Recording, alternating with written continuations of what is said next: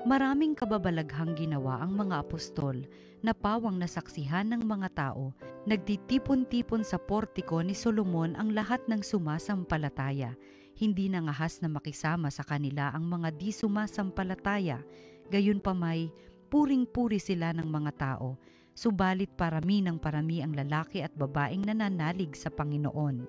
Dinala sa mga lansangan ang mga may sakit at inilagay sa mga papag at mga higaan upang pagdaan ni Pedro ay matamaan ng kanyang anino ang ilan man lamang sa kanila. At dumating din ang maraming taong buhat sa mga bayang kanugnog ng Jerusalem. Dala ang kanilang mga may sakit at mga pinahihirapan ng masasamang espiritu at silang lahat ay pinagaling. Ang salita ng Diyos.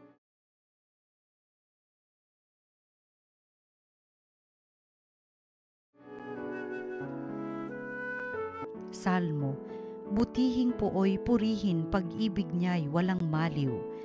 Ang taga-Israel bayaang sabihit kanilang ihayag, ang pag-ibig ng Diyos ay hindi kukupas.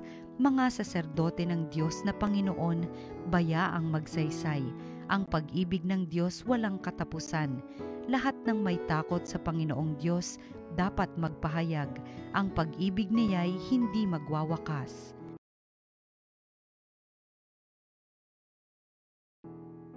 Ang batong natakwil ng nangagtatayo ng tirahang bahay. Ang lahat ng bato'y higit na mahusay. Ang lahat ng ito, ang nagpamalas ay ang Panginoong Diyos. Kung iyong mamasdan ay kalugod-lugod, o kahanga-hanga ang araw na itong ang Diyos ang nagbigay, tayo ay magalak, ating ipagdiwang.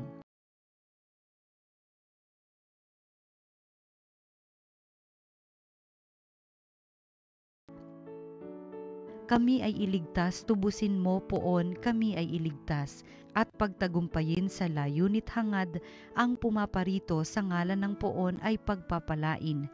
Magmula sa templo, mga pagpapalay kanyang tatanggapin. Ang Panginoon ang Diyos, pagkabuti niya sa mga hinirang.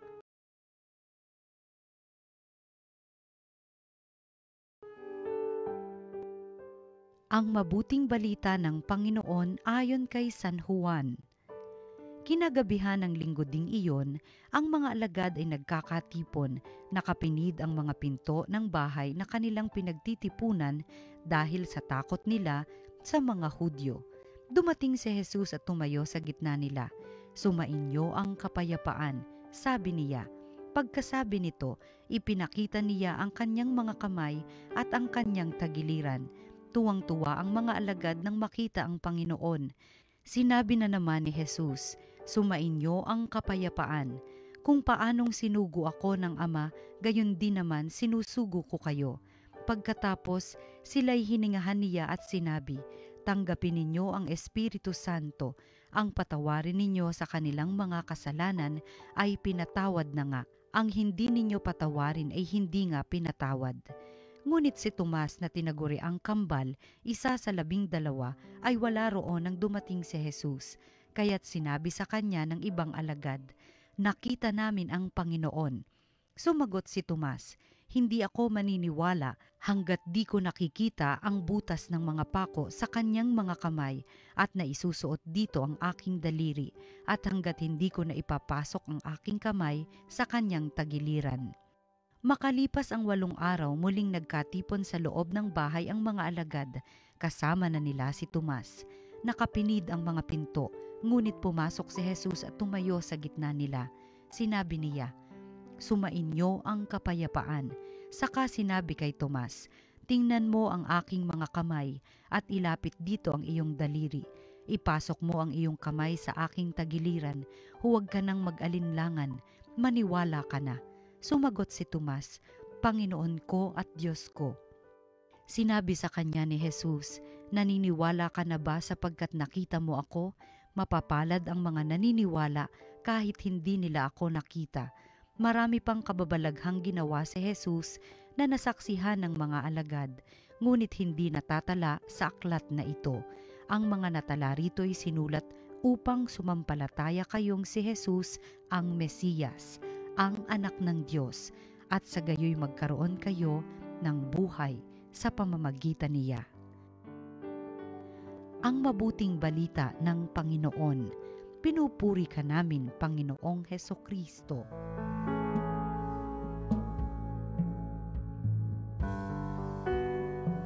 Gusto po natin o ng marami po sa atin ang isang flawless na balat. Yung pong makinis, walang pilat, walang sugat, walang marka ng kahit na ano. At syempre, gusto natin o gusto ng marami, hindi lang ang flawless na balat, kundi ang flawless na buhay. Walang problema, lahat ay okay, walang kabiguan, walang gulo.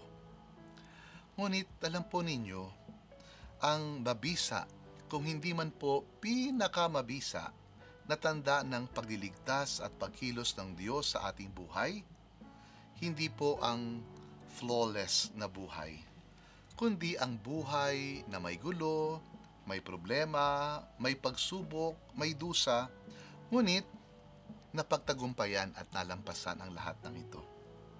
May sugat, ngunit naghilom. Hindi ang flawless na balat, kundi ang balat na may pilat na tanda ng gumaling na sugat. Sa atin pong ebanghelyo, napakinggan natin si Apostol Santo Tomas na para maniwala siya sa muling pagkabuhay ng Panginoon, gusto niya na makita ang pilat ng mga sugat ni Jesus. Gusto niya na maipasok ang kanyang mga kamay sa sugat sa tagiliran ng Panginoon at maisuot ang kanyang daliri sa sugat sa mga palad ng guro diyang si Jesucristo.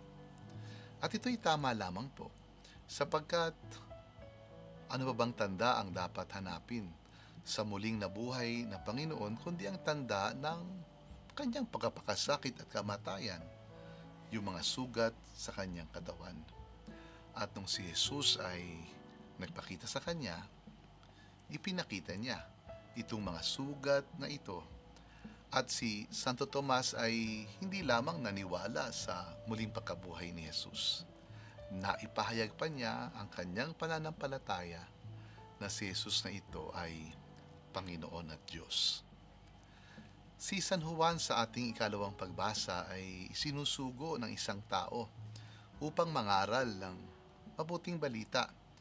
At ang taong ito ay nagpakilala bilang Alpha at Omega, ang simula at ang wakas, na sinabi niya na namatay, ngunit ngayon ay nabuhay at patuloy na nabubuhay. Isinugo siya ng tao na ang pagpapakilala sa sarili ay ang pagkakaroon ng karanasan ng kamatayan, ngunit ngayon ay nagtagumpay at may kapangyarihan sa kamatayan. Kaya naman si San Juan, sa kanyang pangangaral sa ating ikalawang pagbasa, hindi siya nangaral sa nagamit ang mga matatamis o magagandang mga salita. Hindi siya nangaral sa pagkukwento at paggawa ng mga himala. Nangaral siya sa pagpapahayag ng kanyang kabiguan na siya ay ipinatapon sa Patmos dahil sa pangangaral niya ng mabuting balita. Sa lahat ng ito, inaanayahan po tayo na huwag po nating isumpa ang mga pilat sa ating balat, sa ating damdamin at sa ating buhay. Ang mga ito po ay nagpapaalaala na tayo mga tao na buhay dahil tayo ay nasasaktan. Ngunit ang mga ito din ay buong kapangyarihan na tumatawag sa atin upang magtiwala at maniwala sa Diyos na siyang magpapahilom ng lahat ng mga sugat, na siyang magdadala sa atin sa tagumpay, sa mga kabiguan, lalo pa sa kamatayan. Siyempre, sa totoo lamang, ang gusto po natin ay yung buhay na wala sanang sugat. Ngunit mayroon bang ganung uri ng buhay? Kaya siguro mas tama na ang ating pangarapin, oo, buhay na may sugat, ngunit mga sugat na paghihilumin agad at lagi ng Panginoon upang maging mga pilat.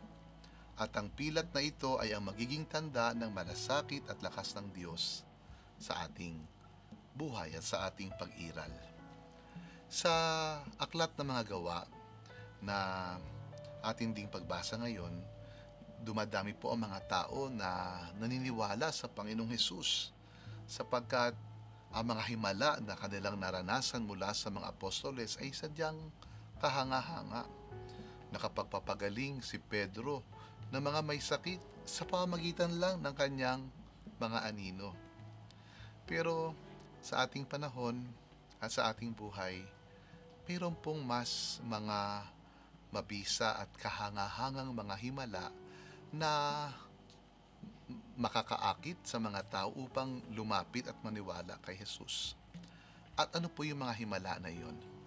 Ang himala na ating kayang yakapin ang ating mga krus, ang himala na ating kayang tanggapin ang ating mga sarili sa kabila ng ating mga kalungkutan, kabiguan at mga kapalpakan, at ang himala na sa buhay na ganito, hindi flawless, may mga sugat, ay pinahihintulutan at pinagtitiwalaan natin ng Diyos na tayo ay paghilumin.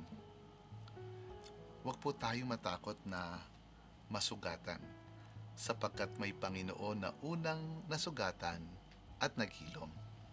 At ang Panginoon na ito ang naghilom sa ating mga sugat at patuloy pang maghihilom sa atin.